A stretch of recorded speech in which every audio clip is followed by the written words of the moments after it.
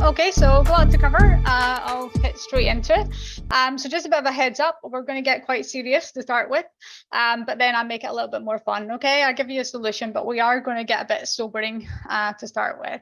So simply, let's just quickly have a quick look at some stats. Basically, this column here is essentially the number of businesses, the average lifespan of a business, and generally about 75% of businesses will only last to about 8.5 years. Some not even as much as that, but generally the average lifespan is 8.5 years. Now, then we have another 25% will go beyond that, and they will last about 20 years. And then we have a very, very small, tiny minority that will go beyond 20 years. Now, that is actual statistics. I'm not making this up. It came from the national statistics in 2019. You know, I don't know what the latest is, probably much worse. But anyway, that's the kind of what happens if we go with the norms, okay?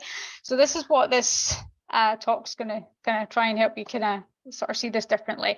So basically in a rule of 20, which actually ironically is the call today, 15 of you, potentially, going by the odds, will not reach your 9th birthday. 5 of you will celebrate your 9th birthday. And I know there's a few of us already that have. And only one of us will have a 20th birthday. Okay, so I just want you to just let that sink in for a minute. Now, that's not to say, that's the current odds, okay? We can change this. It requires conscious effort, though. Okay, so yeah, unless we defy the odds, we have to defy the odds. We have to do what the majority of businesses don't do. Okay, we have to do what the 75% of businesses that fail before they reach their 9th birthday. Okay. So now on to the solutions. We've got that bit over with, but it's important that we grasp that. It's important that we don't try and go, oh, that won't happen to me, because I can assure you it happens to everyone, okay? But we have to be mindful. We have to be able to overcome that. So how do we defy the odds? Fairly straightforward. We stay true to who we are, okay? We listen to our intuition. We're mindful of our attitude and mindset. We measure impact. And a little extra, we join the purple sheet movement. Okay, I'm just going to go into a little bit more of those. So stay true to who you are. Be you and only you. Okay, that's really, really important. I can't stress that enough. And if you get lost, which you will many times, find your way home. Find your way home back to you. Take time to listen to yourself at least once a day, if not multiple times a day. It depends if you have meetings. I loved actually what someone said earlier about how they have gaps between meetings and their sessions and stuff like that. It's really important to just take time out. Seek advice from experts if required. Someone else mentioned we don't know everything, but what is really important is once we've got that advice, we have to then again come back to ourselves and go, right, what feels like the right thing to do here, okay? And always sleep on it or meditate on it. You know, always sleep on making a decision or meditate on it, okay? Listening to your intuition. This is probably, if you're going to take anything away today, make this one be the main one. You have to trust your instincts, okay? If it feels right, it will be the right thing to do, okay? And a bit of a big warning. It's incredibly highly likely that it is going to be the most illogical thing that you will feel compelled to do. Please trust that. I have lost count of the number of businesses that have not gone with what they think because it's not being logical, because it's not what everybody else is doing, and they fall just like everybody else. Equally, I have seen quite a few of my clients and other businesses do something that is incredibly illogical. Even me as an accountant, I've been like, what are you doing? You know, and it has been the most magical thing for them and their business. You know, I've even had clients that have walked away from a profitable service or product because it just felt like the right thing to do. Okay, so this is what I mean, really do that. And sometimes listening to intuition can be very hard. I'm up with theirs. You know, I've really struggled with it, and we just have to keep practicing it. Keep reflecting on what worked and what didn't work with that, and repeat it.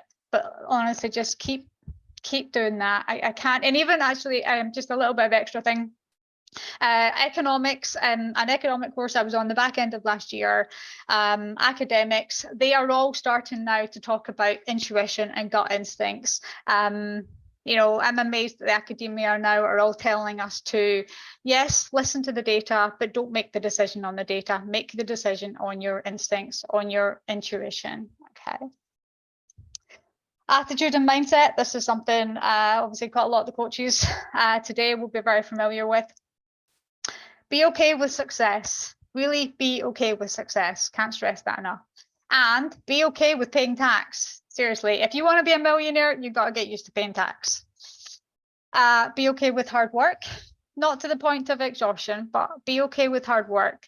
Nothing will come to you without a little bit of effort. Okay, so many of us want to become millionaires overnight, or we want the magical solutions. And yes, the solutions are there, and there's some easy ways to get those solutions, but we do have to put a little bit of effort in, even if it's just being mindful of what we're doing or being conscious of stuff and things like that, but we do have to be we have to put a little bit of effort in.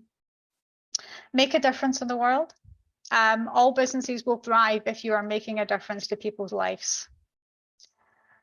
Give people, to follow on from that, give people what they need or they want. Okay, a lot of people talk about pivoting.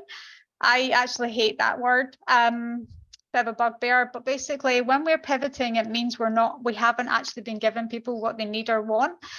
We might ask people what they need or want, but we have to be thinking and listening, going back to our intuition and going, okay, what do we feel is the best thing here for our clients? What do they need? Henry Ford was supposed to have said that if he asked his clients what they needed, they would have just said faster horses and cars. Whereas he created the automobile. Okay, so he went beyond, he knew what they needed. They wanted faster transport, but he went beyond what was physically there in that moment, kind of thing. So that's what I mean about kind of giving people what they need or they want, but checking in with your intuition as well and sort of see where that feels like you're kind of leaning towards. And obviously I'm an accountant, I'm going to say this, keep an eye on finances, okay? Make a difference, give people what they want, but always keep an eye on your finances. Keep track of your money, okay? Just follow on, measuring impact. Essentially just measure what matters to the business. We all kind of measure profit, and we all we generally sort of measure sales and profit. And obviously I'm an accountant, I'm going to say that's incredibly important, but that is not what your KPI should be, your key performance indicator. Your key performance indicator should be, how many lives am I touching? How many lives am I changing? What impact am I actually making? What impact is this business doing? How many people am I reaching? That kind of thing. That's the true measurement. But nonetheless, and equally, your finances sometimes tell you that as well. If our sales are up, we know we're doing something well, okay? And stay tuned to what's going on around you. So be very mindful of your environment, be very mindful of what's going on around you. However, be very, very conscious of what you really, really hear or see. So for example, to give you a little bit more insight into that one, we're told about the cost of living crisis, and let's be honest, costs have increased. We're all noticing it, but people are still buying. We're still buying. I'm still buying. I know it. We're still buying from one another. We're still going to the shops. I work in Edinburgh and all the posh shops, and we've still got people going into them and coming out loaded with bags, so people are still buying. So that's what I mean, like be very aware of what's going on, but be very conscious of what you're actually seeing rather than listening to what everyone thinks is going on around you. And a little bit of extra one just for me, join the Purple Sheep movement. And what I mean by that is seek out entrepreneurs who are ambitious as you, okay? Certainly in some cultures, we have this thing about, can't possibly, be millionaire, can't be ambitious, can't be such and such. And sometimes we can surround ourselves with people who can, without just maybe aren't as ambitious as us, or don't have this kind of growth within us kind of thing, or maybe don't want to make that impact, or probably more common is they just don't want to put in the hard work, and there's absolutely nothing wrong with that. I'm not judging those people in any way, shape or form. But if you're not one of those people, if you're somebody that wants to be ambitious, if you want to make a difference in people's lives, then you have to then start seeking out other entrepreneurs, hopefully everybody within the No Ties network, and hang out with them and check out with them. If, however, you feel that you don't have that network and you're looking for some ambitious business owners, then come and join the Financial Resilience Hub. But look around your friends, networking and everything like that. You probably get people there too. Okay, so I'm not quite sure how many minutes we're up. Hopefully I'm not too far, but okay, so just let's recap. 75% of businesses never reach their 9th birthday. Okay, I want you to really, really just allow that to sink in. But 25% of businesses do celebrate their 9th birthday. Okay. Those who live beyond 9 years do so by staying true to who they are, listening to their intuition, being mindful of attitude and mindset. They measure impact, and they're part of the purple sheep movement. Okay. So my question to you guys, will you follow the herd to failure, or will you be a purple sheep? Okay.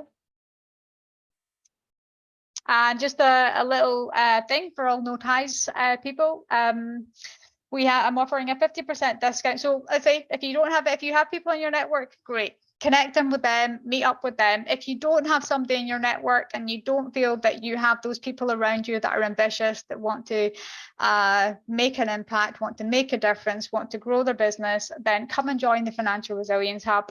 There's a discount code there, No Ties 2023, fairly straightforward.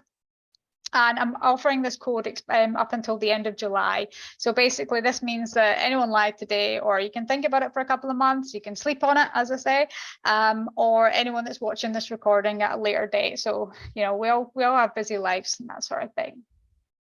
And obviously, if anybody wants the slides as well, I'm happy. I don't know how we can get them out to people, but I'm happy to give them out. Okay, so question time now.